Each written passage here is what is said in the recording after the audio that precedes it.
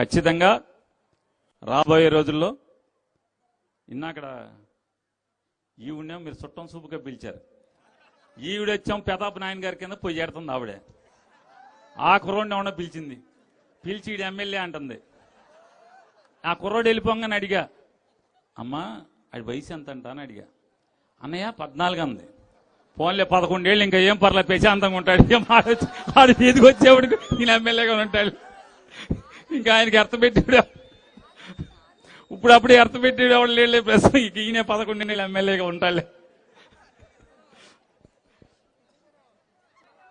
ఏమండి ఒక మాట, మీ పేరు మురళి. ఏమంటాడంటే, ఏమండి నేను తాపి పనికి వెళ్తాను, తాపి వాళ్ళకి పనులు లేవండి,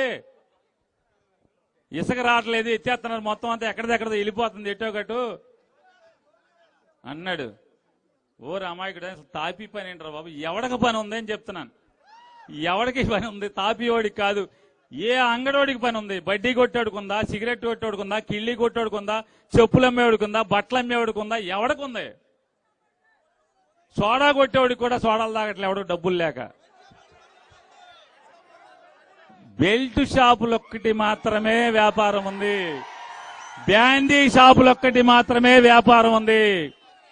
అన్నిట్లో కూడా బెల్టుల్లో, బ్రాందీ షాపుల్లో అన్నిట్లో అడ్డగర్ల సతీష్ చెయ్యి ఉంది. ఉందా లేదా?